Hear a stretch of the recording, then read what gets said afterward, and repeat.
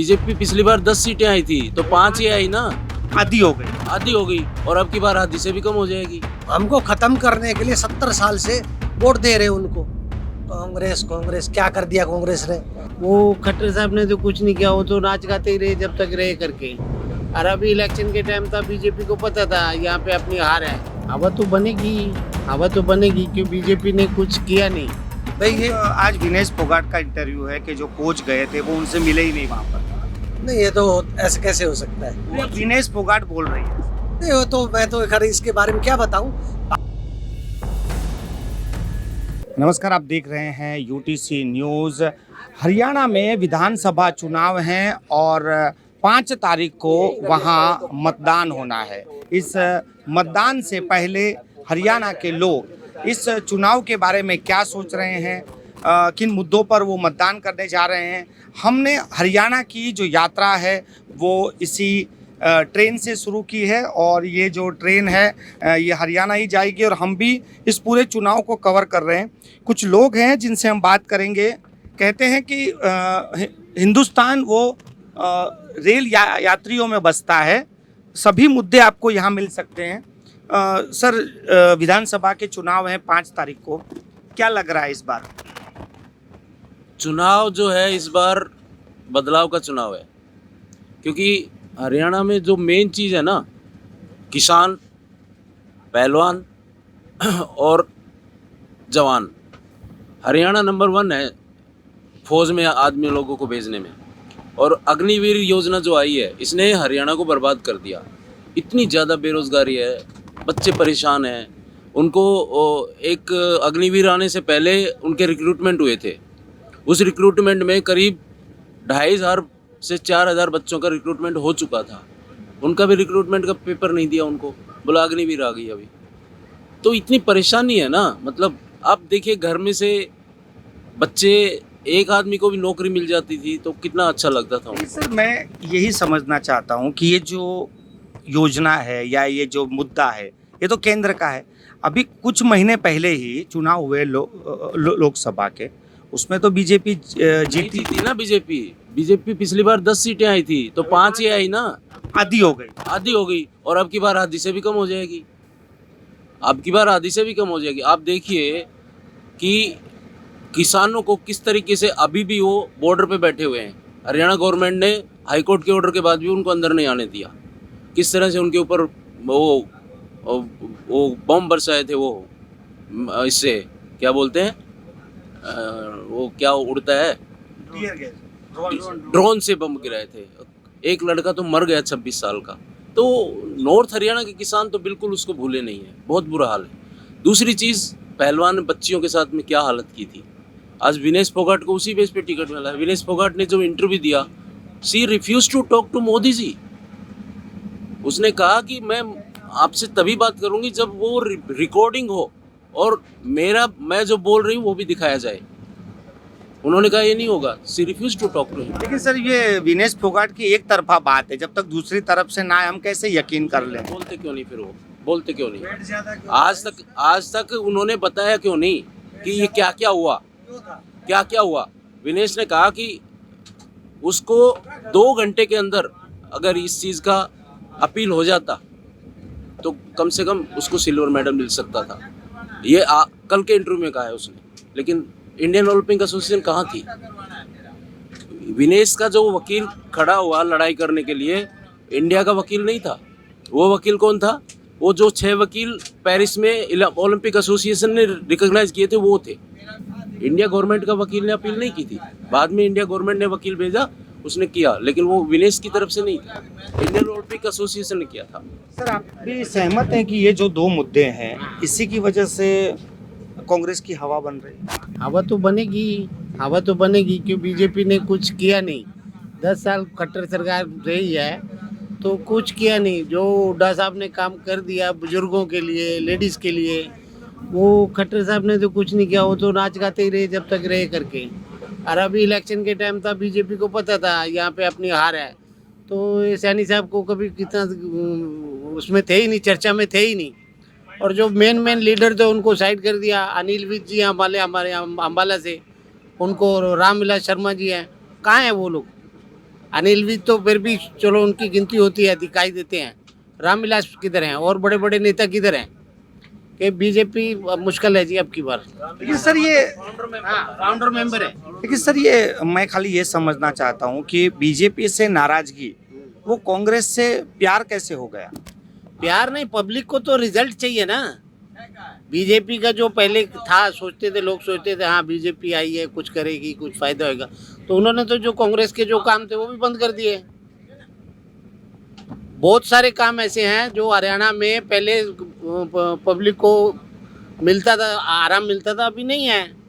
बुजुर्गों को, लेडीज़ को, बुजुर्गों को पेंशन पहले आती थी, हुड्डा साहब ने थे, उन सब आता था टाइम टू टाइम, अभी कुछ नहीं है। सर 8 तारीख को जो भी परिणाम आएगा, जो भी सरकार आएगी, एक हरियाणा के नागरिक के तहत अपनी सरकार से क्या चाहते हैं? हरियाणा में सबसे पहले क्या होना चाहिए? हरियाणा में सबसे पहले तो बेरोजगारी है, वही दूर होनी चाहिए। पढ़े लिखे बच्चे घूम रहे हैं इधर उधर, कोई नोएडा जा रहा है, कोई गुड़गांव जा रहा है और हम है क्या इधर? पढ़ाई करने के बाद में, कोर्स करने के बाद में भी बच्चे परेशान हैं, है ना। हमारे एरिया में तो अम्बाला में ले लो, यमुनानगर में ले लो, मैं इसी एरिया से आता हूँ, तो उधर तो कुछ है ही नहीं। या तो लोग चंडीगढ़ जा रहे हैं, तो या नोएडा जा रहे हैं, या दिल्ली जा रहे हैं, नहीं तो कोई बॉम्बे जा रहा है, कोई कहाँ जा रहा है। तो बेरोजगारी तो है ही है, मेन मुद्दा बेरोजगारी ही है। सर मैं आपसे भी यही सवाल पूछता हूँ कि बीजेपी से नाराजगी वो कांग्रेस से प्यार कैसे हो गया? अल्टरनेट तो चाहिए ना। अब देखिए 2013 में 14 में जब ये कांग्रेस सरकार आई, बीजेपी सरकार आई, तो क्या था मेन मुद्दा की? भी करप्शन थी, यही था। और करप्शन तो कहीं प्रूव ही नहीं हुआ आज तक। लेकिन सिर्फ उस मुद्दे के बेस पे पब्लिक में एक परसेप्शन बना और गवर्नमेंट चली गई। बीजेपी किस बेस पे आई थी कि करप्शन फ्री गवर्नमेंट देंगे, लोगों को फ़ायदा मिलेगा, फिर अनएम्प्लॉयमेंट ख़त्म करेंगे। मैं आपको बताऊं, हर साल हरियाणा में नौकरियां निकलती थी, अब नौकरियां निकलनी बंद हो गई। अब उसके लिए कौन जिम्मेदार है? 40 बार उधर पेपर लीक हुए हैं। एक बच्चा कोई एग्ज़ाम में बैठता है, वो कितनी मेहनत करता है, और अगर उसका पेपर लीक हो जाए और उसके बाद में कोई रिजल्ट ही नहीं, उसका क्या फ़ायदा? वो बच्चा, उसकी ओवरेज हो जाता है, वो ओवरेज हो जाता है वो। तो ये सारी चीज़ें जो है ना, इसलिए अब किसको देंगे वोट? अल्टरनेट तो चाहिए। तो अल्टरनेट पहले कांग्रेस गवर्नमेंट के काम देखे हुए हैं इन्होंने, हुड्डा ने काम किए हैं। बंसीलाल था, फर्स्ट चीफ मिनिस्टर बंसीलाल था जिसने हरियाणा को खड़ा किया, हरियाणा को बनाया। तो उसी बेस पे ये सोच रहे हैं कि भाई कांग्रेस गवर्नमेंट आए तो कम से कम हमारा कुछ तो फायदा होगा। कांग्रेस गवर्नमेंट इनको वादे कर रही है कि 2 लाख नौकरियां इमीडिएट निकालेंगे हम। सर कितने सहमत हो आप? मैं देखो, मैं अहिरवाल क्षेत्र से हूँ, जैसे साहब ने बताया भाई नौकरी नहीं मिल रही है। मेरे 2 बच्चे, पहले क्या था, अहिरवाल में सिर्फ डिफेंस में ही होता था, पैसे देख के हम लगते थे, और बाकी हरियाणा स्टेट की कोई नौकरियाँ नहीं मिलती थी। एक बच्चा विदाउट पैसे, जब ये बीजेपी गवर्नमेंट आई है, मेरा एक बेटा फौज के अंदर है बगैर पैसे के, दूसरा बेटा मेरा है या ग्रुप डी में है हरियाणा स्टेट में। तो बगैर पैसों को हमारे बच्चों को नौकरी मिली है, तो ये टोटली गलत है। और तीसरी चीज़ मैं एक बताऊं, मैं एक फौजी आदमी हूँ। देखो, हमने ये ले रहे हैं, हम लोग हिंदू सारे विरोध कर रहे हैं अग्निवीर। अग्निवीर का सबसे बड़ा फायदा पता क्या है? एक तो पैदा कर रहे हो आप। ये चीज़ प्रूव कर दी मुसलमानस ने, जो है अभी आप 23 मई की उठा के देखो, जयपुर से सभी अजान दी गई, अभी सारे अपने बच्चों को तुम भेजो फौज में, 4 साल पैसा लाएगा, सीख के आएगा लड़ाई लड़ने। और हम क्या कर रहे हैं? ना भाई पैसा नहीं, अरे पैसा भी लेकर कम से कम देश क्या चीज़, भले सीख तो रहा है, कल लड़ने के लिए क्या लड़ोगे? ख़त्म तो हो लिए।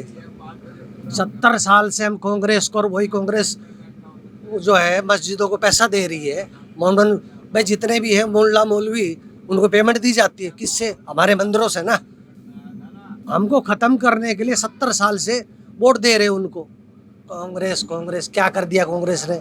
कोई है कांग्रेस का किसी का नाम है?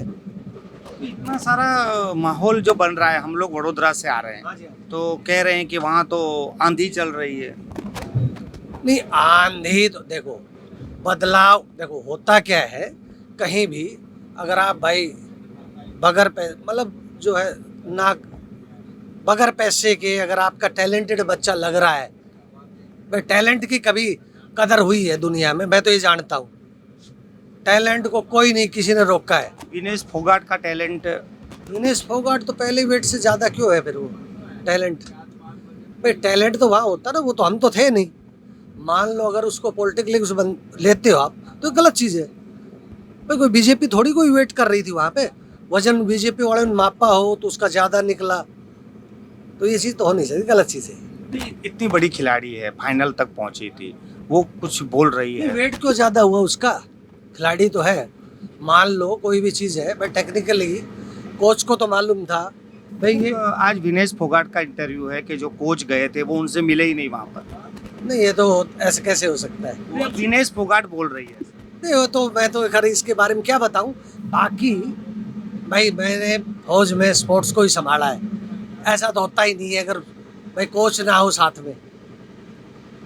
ये कोच ने इंस्ट्रक्शन दिए नहीं दिए ये उसकी गलती हो सकती है, ऐसा नहीं बोलूँगा भाई मैं टोटली।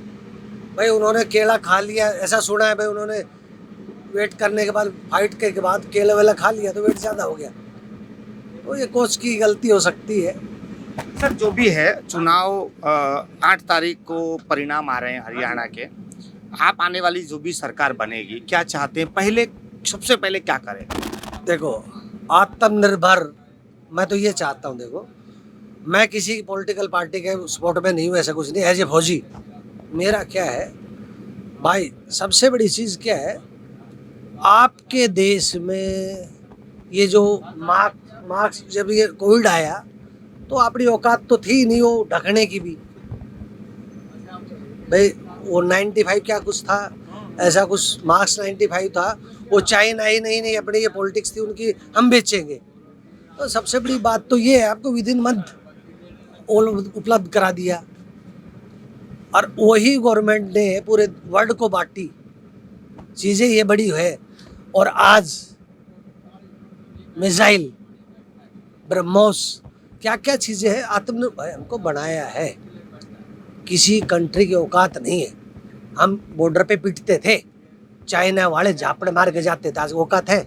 वही एक बार हो गया ना बदला, अभी कर लो ना। ऐसा बोलते हैं चाइना ने तो जमीन हमारे लिए ली। वो जमीन ली थी भाई, पहले की ली हुई ना, आज ले लेना। चाइना ने तो वो जो नो मैंस लैंड थी ना उसको ले लिया, और वहाँ पे इंडियन आर्मी जा नहीं सकती। आर्मी में है, we respect the army. Army हमारी रक्षा करती है बॉर्डर पे, और हम आज जिंदा हैं तो आर्मी की वजह से जिंदा